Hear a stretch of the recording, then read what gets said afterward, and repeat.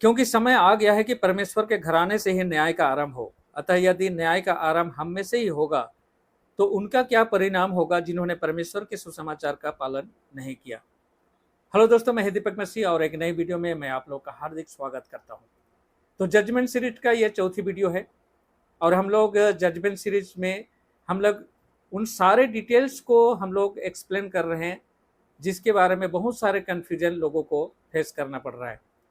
तो अगर आप इस जजमेंट की गहराई को समझना चाहते हैं तो आप इस सीरीज में शामिल हो सकते हैं और उसके लिए आपको मेरे चैनल को सब्सक्राइब करके बेल आइकन को दबाकर ऑल सेलेक्ट करना पड़ेगा ताकि आपको इमीडिएट नोटिफिकेशन मिल जाए। तो देरी ना करते हुए चलिए आज के विषय को हम लोग देख लेते हैं। तो प्यारे दोस्तों, इस पद में हम लोग क्या देखते हैं कि परमेश्वर का न्याय का समय आरंभ हो चुका है और वह परमेश्वर के घराने से शुरुआत होगी। पहले जजमेंट किसका होगा? परमेश्वर के घराने का। तो दोस्तों, परमेश्वर का जजमेंट या अदालत के बारे में बाइबल दो तरह की बातें बताती है। यानी बाइबल में दो अदालत का जिक्र किया गया है और अब दो अदालत है तो दो अलग अलग जजमेंट भी होगा और दो अलग अलग जज भी होंगे और उनका टाइमिंग भी अलग अलग है दोस्तों। तो इस सीरीज में हम लोग उन दोनों अदालत को अलग अलग हम बहुत डिटेल में हम लोग एक्सप्लोर करने जा रहे हैं। तो बने रहिए मेरे इस सीरीज में। तो सबसे पहले हम लोग परमेश्वर की अदालत को देखते हैं जहां पर परमेश्वर जज की सिंहासन पर बैठकर जजमेंट करने वाला है और उसकी एक झलक हम दानियल के पुस्तक 7 अध्याय का 9 और 10 पद में पाते हैं, जहां पर हजारों हजार की संख्या में स्वर्गदूत उसके असिस्टेंट के रूप में वहां पर हैं और वहां पर पुस्तक की खोली जा रही है और उस पर लिखे गए रिकॉर्ड के अनुसार उनका जजमेंट किया जा रहा है। सेम अदालत को हम लोग प्रकाशित वाक्य की पुस्तक 20 अध्याय में भी पाते हैं।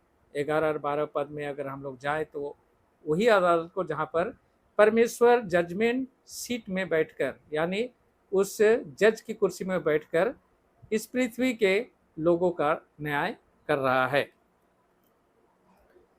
तो हम लोग डिटेल में बाद में जाएंगे, पार्ट बाय पार्ट हम लोग जाते हैं। तो सबसे पहले जो परमेश्वर के जजमेंट के बारे में अगर हम लोग देखते हैं सबोक उपदेशक की पुस्तक 12 अध्याय का 13 और 14 पद में, जहां पर लिखा है, जब सब कुछ सुन लिया गया निष्कर्ष यह है कि परमेश्वर का भय मान और उसकी आज्ञाओं का पालन कर, क्योंकि प्रत्येक मनुष्य का कर्तव्य यही है, क्योंकि परमेश्वर प्रत्येक काम और प्रत्येक गुप्त बात का चाहे वह भली हो या बुरी हो न्याय करेगा। सेम चीज जो परमेश्वर न्यायी होगा, परमेश्वर न्याय करेगा, उसके बारे में हम लोग पाते हैं रोमियो की पुस्तक में। रोमियो 2 अध्याय का 10 पद में पौल कहता है, जिस दिन मेरे सुसमाचार के अनुसार यीशु मसीह के द्वारा परमेश्वर मनुष्यों की गुप्त बातों का न्याय करेगा। यीशु मसीह के माध्यम से परमेश्वर क्या करेगा? मनुष्यों का गुप्त बातों का जजमेंट करेगा। और एक पद देख लेते हैं, 2 कुरिन्थियों की पुस्तक 5 अध्याय का 10 पद। यहां पर पौल लिखता है, क्योंकि हम सबको मसीह के न्याय आसन के समक्ष उपस्थित होना अवश्य है कि प्रत्येक को अपने भले या बुरे कामों का बदला मिले जो उसने देह के द्वारा किए। तो दोस्तों, एक अदालत तो ये हो गई जहां पर परमेश्वर यीशु के माध्यम से सबका न्याय करेगा। अब और एक अदालत के बारे में हम लोग देखते हैं, उसके बाद हम लोग दोनों का अंतर को समझेंगे, डिटेल्स में जाएंगे और उसके लिए हमें जाना पड़ेगा पहला कुरिन्थियों की पुस्तक 6 अध्याय का 2 और 3 पद में, जहां पर पौल लिखता है, क्या तुम नहीं जानते कि पवित्र लोग जगत का न्याय करेंगे? और यदि तुम्हारे द्वारा संसार का न्याय किया जाएगा तो क्या तुम इन छोटे छोटे झगड़ों का निर्णय करने के योग्य नहीं हो? क्या तुम नहीं जानते कि हम स्वर्गदूतों का न्याय करेंगे? तो क्या हम इन सांसारिक बातों का न्याय करने के योग्य नहीं? तो दोस्तों, पौल यहाँ पर हमें बताता है कि हम इस संसार का, इस जगत का न्याय करेंगे, यानी हम जज की कुर्सी पर बैठेंगे और स्वर्गदूतों का भी न्याय करेंगे। कौन सा स्वर्गदूत? लूसीफर और उनके साथ जो गिराए गए सारे स्वर्गदूतों का न्याय हम करेंगे। और इसका कंफर्मेशन के बारे में अगर हम लोग प्रकाशित वाक्य की पुस्तक हम लोग 20 अध्याय में जाएं और 20 अध्याय का हम लोग 4 पद को पढ़ें, तो यहाँ पर उस अदालत के बारे में दिखाया गया है जहां पर हम उस जज की कुर्सी में बैठकर इस जगत का न्याय करेंगे। लिखा है, तब मैंने सिंहासन देखे और लोग उन पर बैठ गए और उन्हें न्याय करने का अधिकार दिया गया।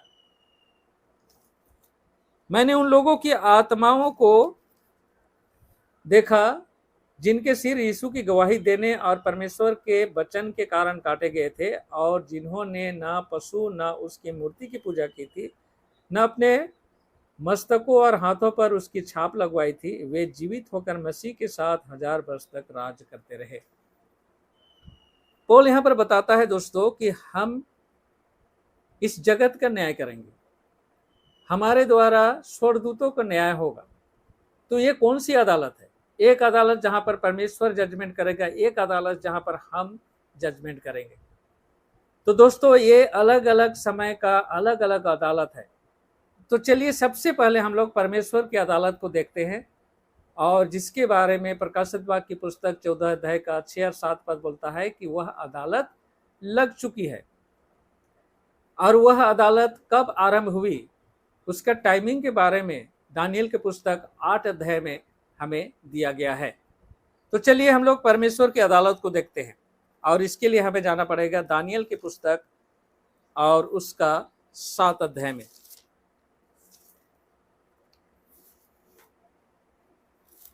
9 और 10 को पढ़े तो कुछ इस तरह से लिखा हुआ है, और मेरे देखते देखते सिंहासन रखे गए और अनादिकाल का प्राचीन विराजमान हुआ। उसका वस्त्र हिमसा श्वेत था और सिर के बाल शुद्ध ऊन के समान थे। उसका सिंहासन अग्नि की ज्वाला था, जिसके पहिए धधकती हुई आग थे। उसके सामने से आग की एक धारा निकल कर बह रही थी। हजारों हजारों लोग उसकी सेवा कर रहे थे और लाखों लाखों उसके समक्ष उपस्थित थे। अदालत आरंभ हुई और पुस्तकें खोली गई। तो दोस्तों ये है एक अदालत जहां पर परमेश्वर सिंहासन पर जज के रूप में बैठा है। अब इसी को हम लोग प्रकाशित वाक्य की पुस्तक 20 अध्याय में भी पाते हैं। अगर हम 11 पद से पढ़े तो यहाँ लिखा है, फिर मैंने एक बड़ा श्वेत सिंहासन और उसे देखा जो उस पर बैठा था। उसकी उपस्थिति से आकाश और पृथ्वी भाग गए और उन्हें कोई स्थान ना मिला। तब मैंने छोटे बड़े सब मृतकों को सिंहासन के समक्ष खड़े हुए देखा। पुस्तकें खोली गई तथा एक और पुस्तक खोली गई जो जीवन की पुस्तक है, और उन पुस्तकों में लिखी हुई बातों के आधार पर सब मृतकों का न्याय उनके कामों के अनुसार किया गया। तो दोस्तों ये है परमेश्वर की अदालत, और ये परमेश्वर की अदालत है वो आरंभ हो चुकी है, यानी अभी हम उस अदालत के रनिंग पोजीशन में जीवन जी रहे हैं। अब अदालत जब होती है तो दोस्तों अदालत का दृश्य को हमें अच्छी तरह से समझने की जरूरत है। अदालत में क्या होता है? सिर्फ जज बैठ गया तो इससे तो नहीं होता है।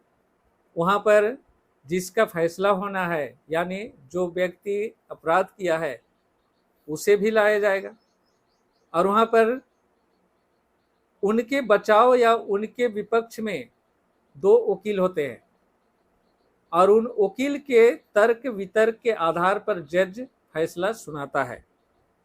तो चलिए परमेश्वर की उस अदालत में पहुंचते हैं, वहां पर बचाव पक्ष का हमारा वकील कौन है उसको हम लोग देखते हैं।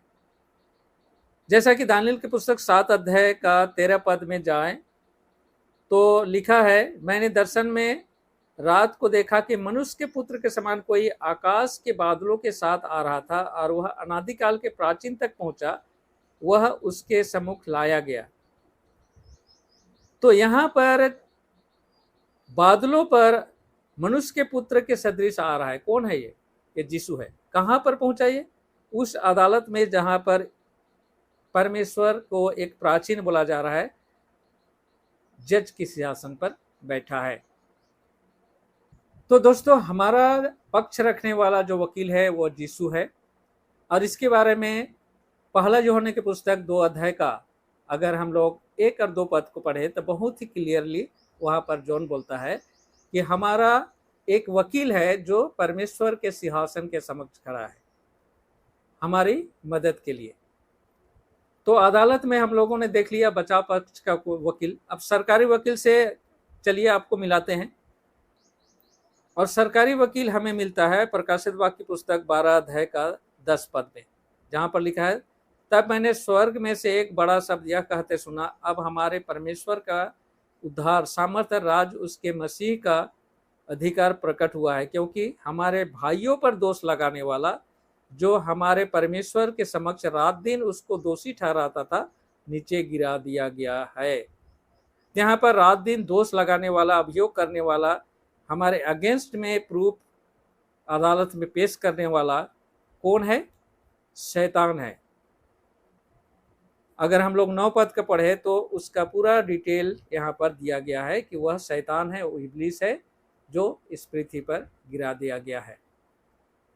तो दोस्तों उसका अभियोग अभी तक भी जारी है और वो पूरी लिस्ट बनाकर अदालत में पेश करता है ताकि वो हमें अपने साथ फांसी में चढ़ा सके। तो दोस्तों आज का इस जजमेंट सीरीज का वीडियो को मैं यहीं पर समाप्त करना चाहता हूं। इसके बाकी जो हिस्से हैं कि अदालत कब शुरू हुआ, इसका प्रोसेस किस तरह से है, क्या क्या वहाँ पर डॉक्यूमेंट या क्या क्या मतलब कि स्टेटमेंट वहाँ पर चेक किया जा रहा है, उन सारे डिटेल्स को हम लोग पार्ट बाय पार्ट समझेंगे। तो मैं विश्वास करता हूँ यह मेरा छोटा सा प्रयास आप लोगों को बाइबल को और परमेश्वर की जो प्लानिंग है उसको समझने में आसानी होगी। इसी तरह का और भी वीडियो आप देखना चाहते हैं तो मेरे चैनल से जुड़ सकते हैं। तो मिलता हूँ इसी तरह का और एक वीडियो के साथ। तब तक परमेश्वर के आशीषों का आनंद उठाइए। परमेश्वर आप लोगों के साथ हो। धन्यवाद।